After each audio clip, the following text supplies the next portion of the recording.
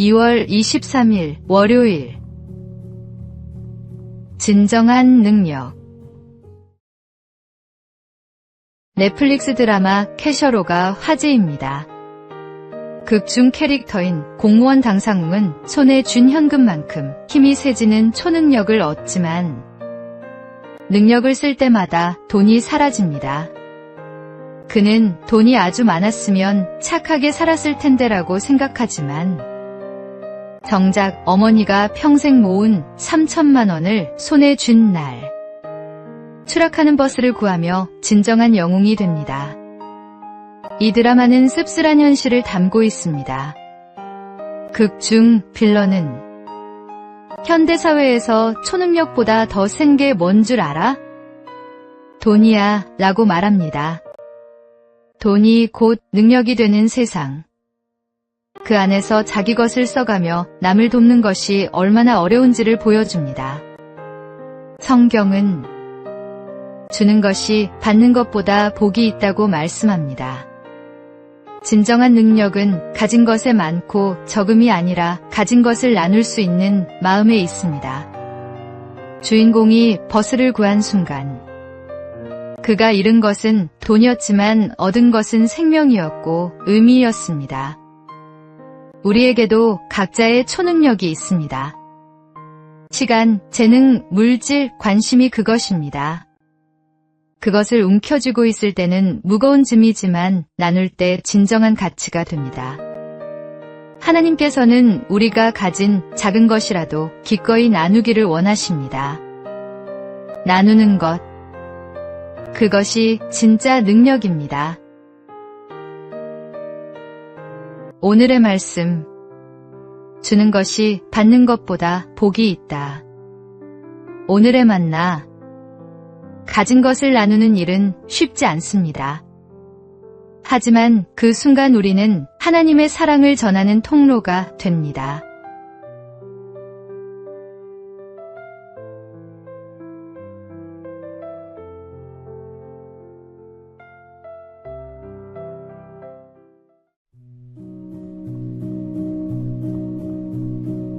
(2월 24일) 화요일.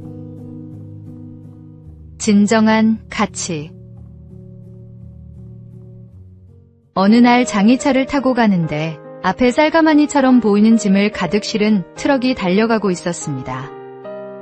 그런데 트럭이 덜컹거리는 바람에 가마니 하나가 땅에 툭 떨어졌습니다. 트럭이 그냥 달려가자 장의차 운전사는 차를 급히 세우고 그 가마니를 차에 실으려 했습니다. 그때 동네 사람들도 몰려 나왔습니다.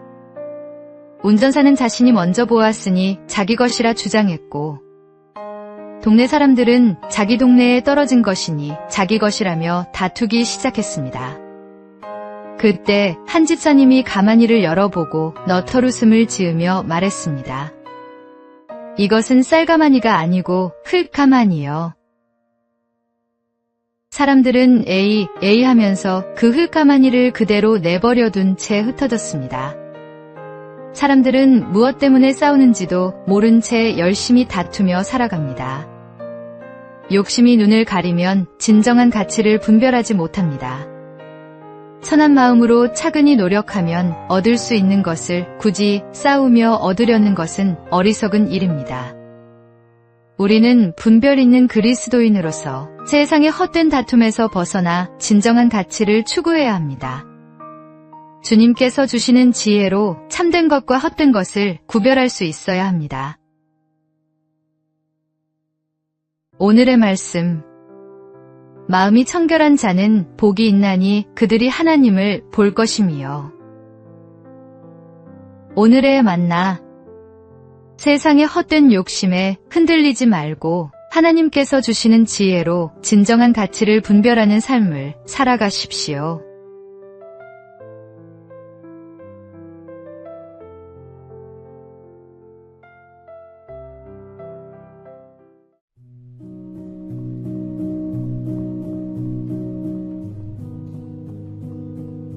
(2월 25일) 수요일.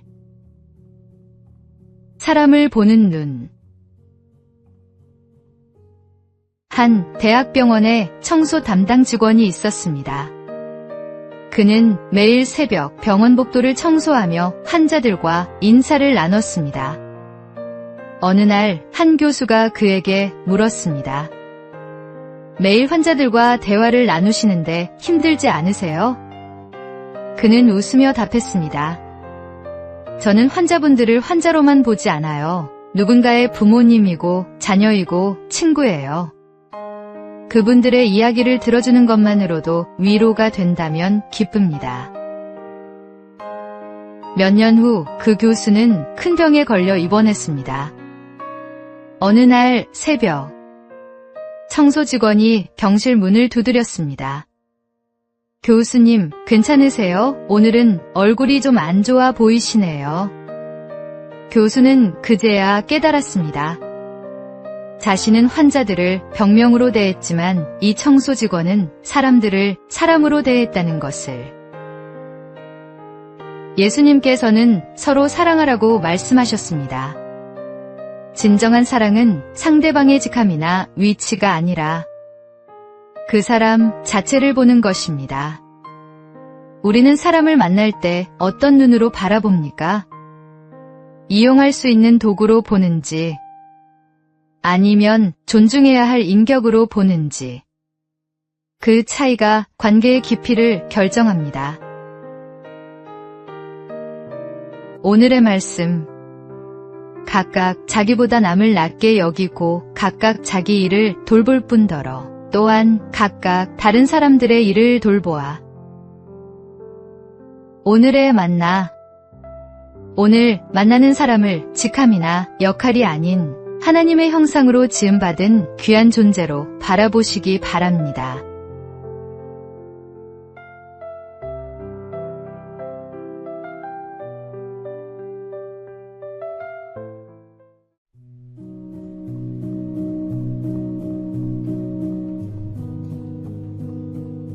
(2월 26일) 목요일.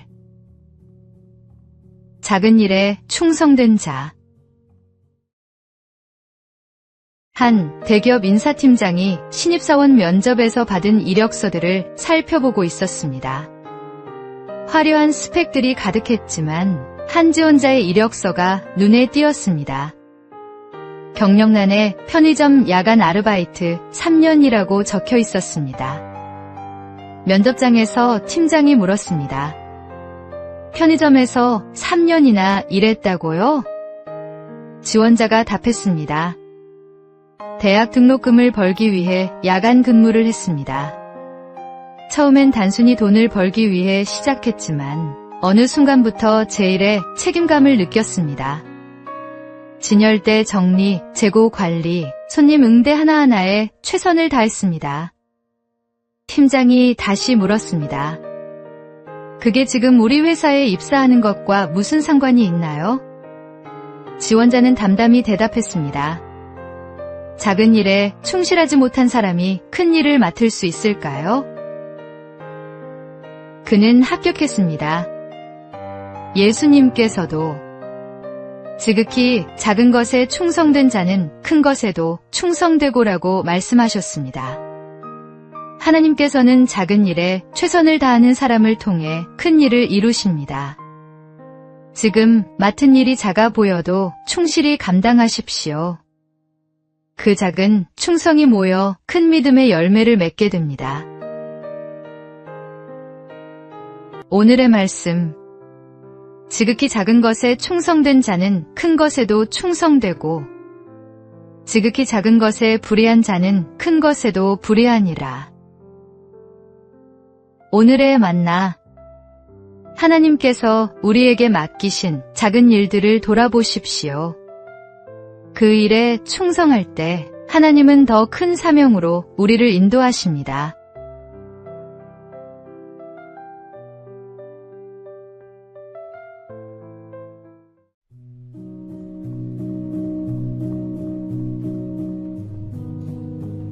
(2월 27일) 금요일. 당신만을 위한 귀. 젊은 부부가 친구들을 저녁 식사에 초대했습니다. 만 1살 된 아기는 2층 침대에 잠들어 있었습니다. 거실에서는 회사에서 있었던 일들을 나누며 즐거운 시간을 보내고 있었습니다. 떠들썩한 웃음과 음악 소리로 집안이 가득했습니다. 그런데 갑자기 젊은 여주인이 얘기하다 말고 자리에서 벌떡 일어나 2층으로 올라갔습니다. 아기의 울음소리를 들었기 때문입니다. 다른 사람들은 아무도 듣지 못했습니다. 모두가 이야기와 음악에 심취해 있었지만 어머니만은 달랐습니다. 어머니이기에 그 작은 울음소리를 들을 수 있었던 것입니다. 하나님도 마찬가지입니다. 우리의 울음소리에 귀를 기울이고 계십니다.